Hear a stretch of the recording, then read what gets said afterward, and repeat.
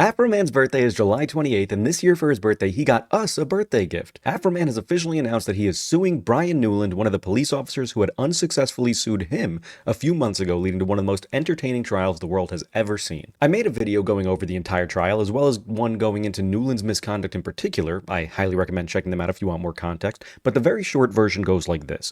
Newland was the lead investigator on the case that led to a raid on Afroman's house. The only piece of evidence Newland had was the word of a woman who had just been busted with a felony quantity of marijuana, an extensive criminal record which included multiple instances of showing up to court with methamphetamine in her system, and a story that changed multiple times before the affidavit for the warrant was completed. To put it plainly, this was not a credible witness. During the raid, damage was done to Afroman's gate and door, and money was confiscated from his property despite no actual evidence of any crime. Eventually, the money was returned to him, but it came up $400 short of the money that the cops themselves initially reported confiscated.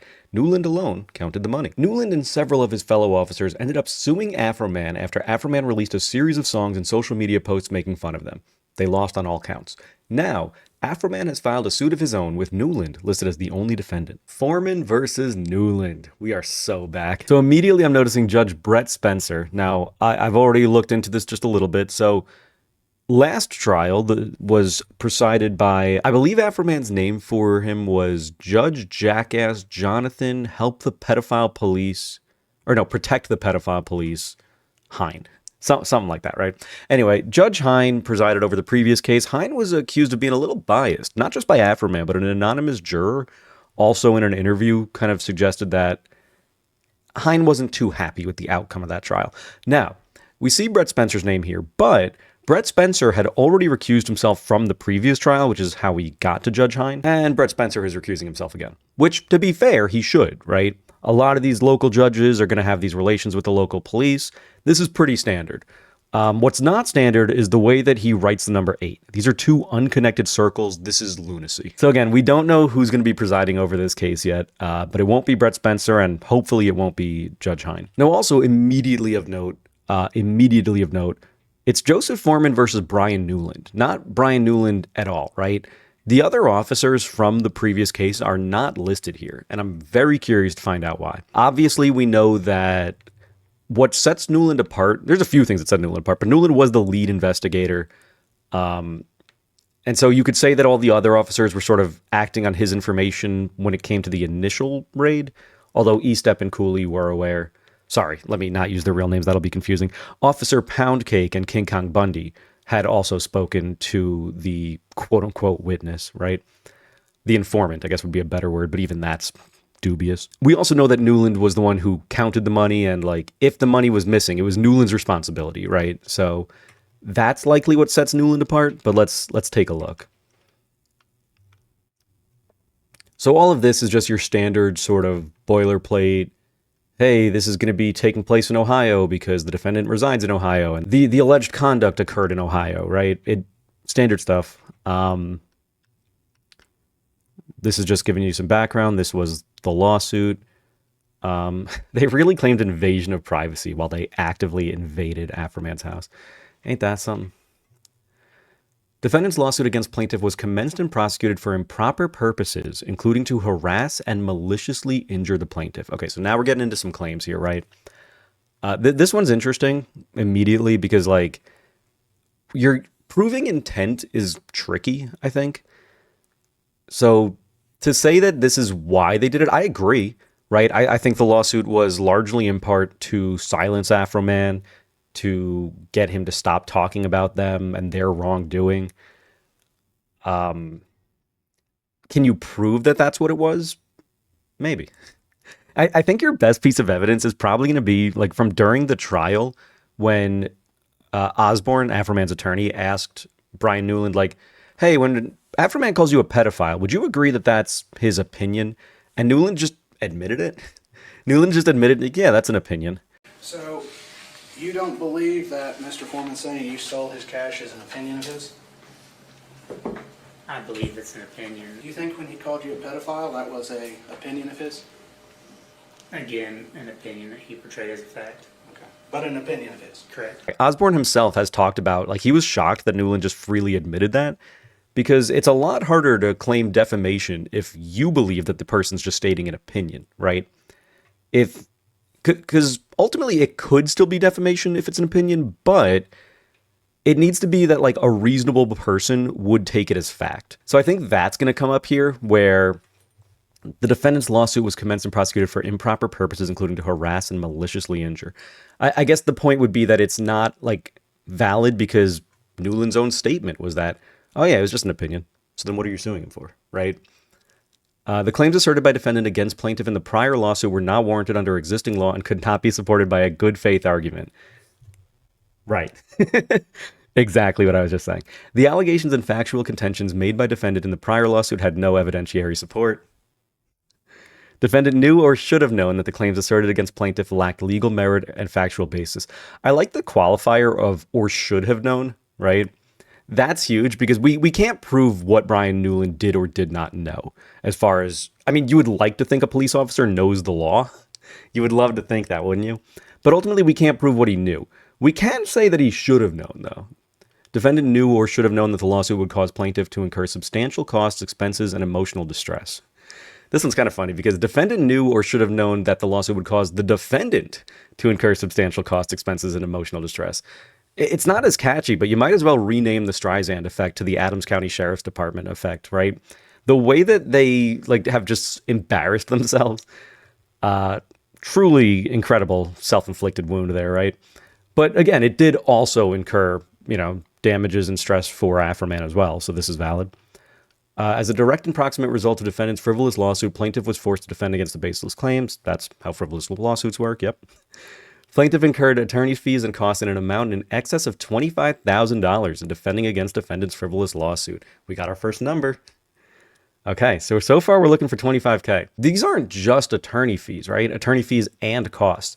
I assume that's a reference to how Judge Hine ordered Afroman to pay half of the court fees, which is like not very common outside of like divorce proceedings, to my understanding, where a winning party would still pay half the court fees.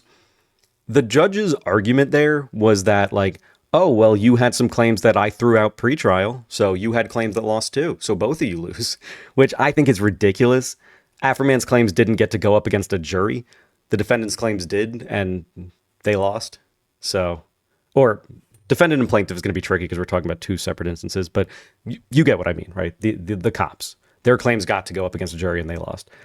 So again, I think maybe fees and costs is going to include what Afroman was ordered to pay, because there was some talk about Afroman sort of fighting those costs. But maybe he's just going to push them onto Brian instead of arguing with the judge, right? So back to this one. Plaintiff suffered emotional distress, anxiety, and reputational harm as a result of defendant's frivolous lawsuit.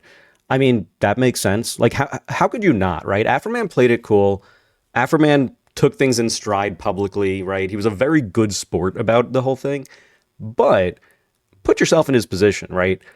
You committed no crime, and yet a bunch of police officers with large weapons invade your property. You weren't home. Who knows what would have happened if you were, right? How could that not give you emotional distress and anxiety, right? Now, as far as reputational harm, that one's interesting because, yeah, in 2026, Afroman's reputation has never been higher than it is right now. But in 2023, when this all occurred, Afroman has talked about how he lost bookings, how, he had performances scheduled that venues didn't want to take him in anymore because, yeah, the cops were claiming that, the investigation, the warrant, alleged kidnapping and drug dealing, and there were some real nasty allegations in there, right? Plaintiff lost time from work, well, there you go, and suffered economic damages in an amount in excess of $25,000 as a result of the need to respond to and defend against defendant's frivolous lawsuit. So I think this is an additional $25K. So I think we're up to 50 now. The prior lawsuit was resolved in the plaintiff's favor on all accounts. So again, I agree that it's on all accounts. I think the judge, and I imagine Newland's lawyer, probably will argue, oh, but what about the claims that got thrown out or something? But I think that's still, I don't think that's necessarily relevant. I don't think that would be necessarily relevant because it would still prove that your claims got thrown out, right? This isn't a case about Afroman's claims. Defendant's conduct in filing and prosecuting the frivolous lawsuit was willful, wanton, and malicious. So again, I believe this to be true. I believe proving intent can be tricky. but let's figure it out. Now, count 1, malicious prosecution. Let's get our definitions for these counts, because count 1, malicious prosecution, count 2, abusive process. On paper, those sound pretty similar. Those both sound like just sort of utilizing the legal system for malicious purposes, for your own gain rather than for the pursuit of justice. Malicious prosecution, abusive process, and false arrest. False arrest is not going to factor into what we're talking about, but the other two certainly are. Malicious prosecution. Criminal prosecution is malicious if law enforcement pursues groundless charges. Examples of malicious prosecutions include situations in which law enforcement charges a person with a crime to cover up police misconduct. So there was no charges brought against Afroman, so this wouldn't apply. Intends to punish a person by harassing them with criminal proceedings. That sounds about right. Intends to ruin a person's reputation by bringing unfounded criminal charges against them. Now, again, there were no criminal charges brought. Charges a person with a crime to divert attention from the actual perpetrator. Again, no charges brought, but diverting attention from the actual perpetrator. You know? Although I guess just because there were no charges brought, I guess I should clarify that too, though. There were no charges brought in a criminal situation, but there were civil charges, right? So actually, let's go back. Civil charges, I assume civil would still be kind of wrapped up in this, with a crime to cover up police misconduct, which, yeah, they destroyed his property. They raided him on a baseless warrant. Granted, they were within their legal rights to use that warrant, which is absurd, but that's a whole other topic. Yeah, I mean, this one in particular, I think, is pretty clearly tied in. To recover on a state law malicious prosecution claim, an Ohio plaintiff must prove, and again, this whole thing takes place in Ohio. I made it a point to find an Ohio attorney here. Malice in instituting or continuing the criminal or civil legal proceeding. Okay, so there you go. Lack of probable cause or reasonable grounds to believe the allegation. So again, this is going to tie back to Brian admitting it was an opinion. Termination of the prosecution or civil lawsuit in favor of the accused. Nobody's going to dispute that, right? Well, again, right, you could say that some of the charges that Afroman tried to bring didn't make it to trial, but I don't think that's relevant here. So C is, I think, indisputed. B, I think there's pretty clear supporting evidence for. A is where things are going to get tough, right? Malice. I think malice is, God, okay, well, hold on. We got a definition for malice. Malice is defined as the state of mind under which a person intentionally does a wrongful act with the intent to inflict injury. Right, that's pretty much what I thought it would mean. But like, I just, proving that intent, even though I believe it to be true, I believe that they were trying to shut Afroman up. I think they wanted his money. I think that the amount of money, maybe the amount of money they ended up seeking, maybe that would be in part some proof that they could use for this, because like the amount was crazy. Courts focus on the lack of probable cause, and malice may be inferred from its absence. This guy's good. He's just answering all my questions as soon as I have them. Okay, now that's interesting. Under Ohio law, a plaintiff cannot sue for malicious prosecution unless the underlying process or legal action has been resolved in the accused's favor, which happened. Okay, so now let's get into the abusive process. Abusive process differs from malicious prosecution in that a person can still sue for abusive process where there was reasonable grounds to pursue the case, but the lawsuit was initiated with an improper or ulterior purpose. That one's tricky because they're arguing that there wasn't a reasonable ground, right? Maybe this is sort of like a fail-safe, like if the judge or jury feels that there was probable cause for the original lawsuit, well, there was still an improper or ulterior purpose, right? This one seems a little trickier. Abusive process claims are difficult to prove and rarely succeed, right? So, I don't know. This one seems tough, but maybe. Now that we know what they mean, let's look back at this, right? So, plaintiff realleges, yeah, okay, this is just going to be repeating everything ahead of time. Defendant initiated and continued civil proceedings against the plaintiff by filing and prosecuting the lawsuit described above. The prior proceedings were terminated in plaintiff. Yep, again, we're just doing facts of the trial, just facts of the trial here. Defendant lacked probable cause to institute or continue the prior proceedings against plaintiff. Brian really, I think, sunk himself with that whole, yeah, it's an opinion. What a self-imposed error that one was, huh? Defendant acted with malice or with a primary purpose other than that of securing the proper adjudication of the claim upon which the proceedings were based. Again, I'm inclined to agree, right? It just seemed to me like the trial was all about silencing Afroman, not so much about getting justice, right? And that's part of what makes it interesting that the other officers aren't listed here. Granted, yes, you've got the one that admitted it's an opinion, and that's obviously really good for you. But I think it would help to prove your case if you brought up some of the lesser officers, right? They spent, sorry, what's his real name? Justin Cooley, otherwise better known as Deputy Dipshit Phil Collins. Deputy Dipshit's whole time when he was, they just introduced other evidence that had nothing to do with him. They just, like, he had no business being there, right? You want to prove that the lawsuit was baseless, bring in the other clowns, right? Well, bring them all in. See how ridiculous their claims were. Mike Estep had nothing. Like King Kong Bundy had no reason to be there. Where was I? Defendant's malicious prosecution caused plaintiff to suffer damages, including attorney fees, cost, lost wages, emotional distress, and reputational harm. As a direct and proximate result of defendant's malicious prosecution, plaintiff has been damaged in an amount to be determined at trial, but in no event less than $25,000. I don't think this is an additional $25,000. I think this is a $25,000 that we've already covered, right? Okay, abusive process. Again, we're just realleging stuff. Defendant employed the legal process for an ulterior or improper purpose, including to harass, intimidate, and injure the plaintiff. Defendant's use of process was not proper in the regular conduct of the proceeding. Defendant acted with malice and the knowledge that the process was being used for an improper purpose. Again, proving it's going to be tough, but maybe. As a direct and proximate result of defendant's abusive process, plaintiff has suffered damages, including attorney's fees, cost, lost wages, emotional distress, and reputational harm.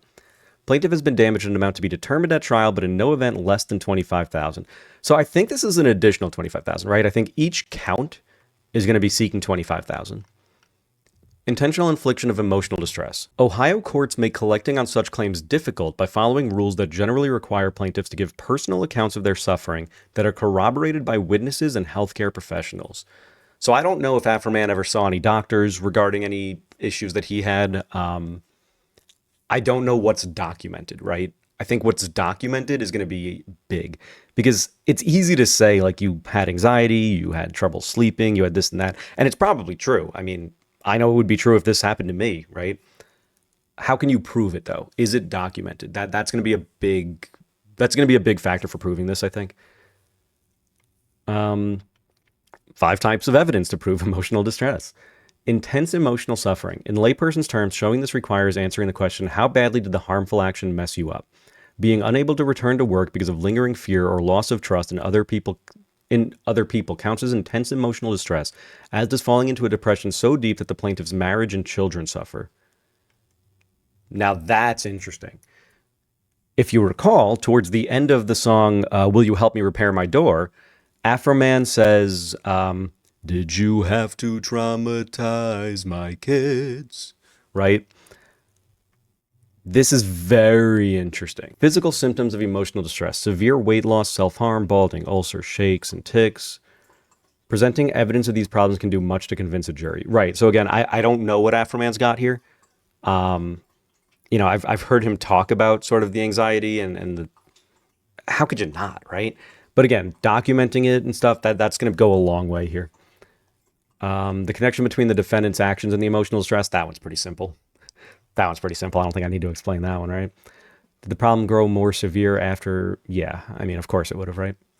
Medical documentation, diagnoses from doctors, reports from social workers, and or testimony from mental health counselors will help a plaintiff. I imagine, maybe like his ex-wife could testify if he told her, like, yeah, I'm having this and that, right? But it's going to mean a lot more to a jury coming from a doctor. Defendant's conduct in filing and prosecuting a frivolous lawsuit against the plaintiff was extreme and outrageous. Defendant intended to cause the plaintiff emotional distress or recklessly disregarded the near certainty that such distress would result from the defendant's conduct. That's always interesting, though, because part of what I think is going to make this a little tough, though, is I'm not sure if this necessarily factors in the actual raid. Because all we've talked about here, we haven't really talked about the raid. We've only talked about the lawsuit. So for Afroman to prove, unless maybe I'm misinterpreting, right? For Afroman to prove that he was sort of facing this emotional distress, well, actually, you know what? Scratch that. Because when you look at the amount of money they asked for, that would have bankrupted Afroman. The man would, I mean, he would have had to liquidate all of his assets. He probably would have been able to survive off of, like, the man's got a lot of cars, right? But it would have been majorly life-changing.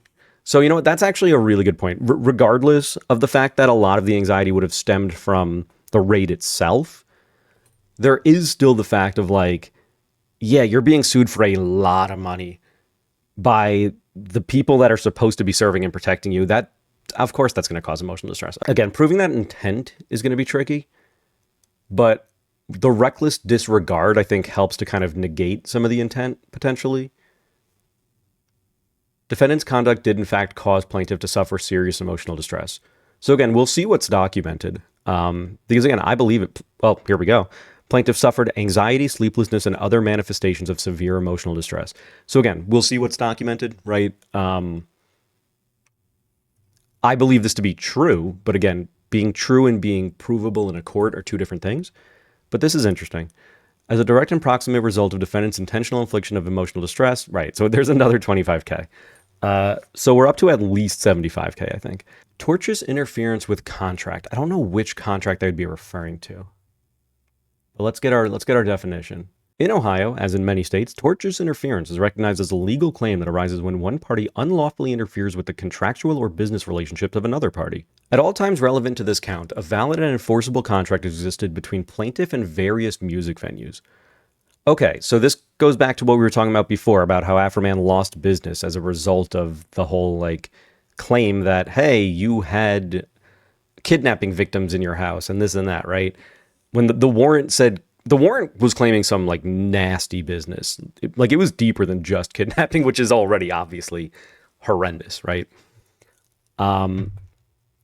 So this claim is, hey, we lost this business because of your conduct. So this might be more of why it's only about Brian instead of bringing... Now, granted, I feel like you could still have the officers in on the other counts, but maybe I'm a little mistaken on how that works. This seems like it would be less about the previous trial and more about the actual, like, initial warrant and the misconduct that went into that. But let's read on. Defendant had knowledge of the contracts between plaintiff and various music venues. I mean, did he, or you could say he had implied knowledge, right? Are we saying that he directly was familiar with these contracts? Defendant intentionally procured the breach of the contract, well, that sounds like we are saying that, between plaintiff and various music venues by filing and prosecuting the frivolous lawsuit. Defendant acted with the purpose or desire to interfere with the performance of the contract. So, or knew that interference was certain or substantially certain. Okay, I was about to say this is like a really big claim, but they kind of qualify it with this. Still pretty substantial though, right? If we're saying that part of why Newland wanted to file this lawsuit, well, but again, are we talking about the lawsuit or are we talking about the initial... Maybe I'm a little off on the timeline of how much Afroman's business was impacted, because I feel like we're talking about the lawsuit, not the raid, but maybe I'm mistaken here, because I think this would make more sense if we were talking about the raid. Defendant's interference with plaintiff's contract was intentional and improper. Defendant's interference with plaintiff's contract lacked justification. No, I would agree with that. In determining whether defendant acted improperly, the following factors demonstrate the improper nature of defendant's conduct. The nature of defendant's conduct was malicious and designed to harm the plaintiff's business relationships. I don't know that we can prove that intent. Defendant's motive was to injure plaintiff rather to advance any legitimate interest. Now, 48, I agree with. 47, I'm a little iffy on. But 48 is, again, I think that the whole thing, and I've said it before already, it was designed to shut Afroman up. It was designed to silence him, right? The interest interfered with it include plaintiffs. Oh, actually, I guess that would be how you prove this whole thing, right? No, you know what? That just clicked for me. Right. You know that he's a musician. You know that he performs. You know that he has talked about your actions throughout his concerts sort of in the meanwhile, right? Like we have footage of Afroman at concerts kind of making fun of these officers. So I guess you could make the argument that like, yeah, part of this lawsuit was to shut down those and mess up his business. That's an interesting thought. Okay. The interest interfered with included plaintiff's contractual and economic relationships. Defendants sought to advance no legitimate interest through the interference. The social interest in protecting the freedom of action and the contractual interests of plaintiff outweigh any claimed interest of the defendant. Defendant's conduct was proximately connected to the interference with the contract. The relationship between plaintiff and various music venues was a legitimate business relationship. No one's disputing that. As a direct and proximate result of defendant's intentional procurement of the contract breach, that is strong language, I feel like. Various music venues failed to perform its obligations under the contract. As a direct and proximate result of defendant's tortious interference with the contract, plaintiff has suffered pecuniary losses and damages. I'm going to pretend I know what that means. Pecuniary. Relating or consisting of money. Plaintiff's damages include loss of the benefits that would have been realized from the performance of the contract, loss of business opportunities, loss of revenue, and other economic damages in an amount to be determined at trial. So that's an interesting point, right? Because it's not just, oh, well, we didn't get to perform and we didn't get paid for our performance. It's merch. It's the opportunity to mingle with people at the concert and, kind of maybe make some more business connections. There's opportunity loss. That's hard to calculate, but it exists.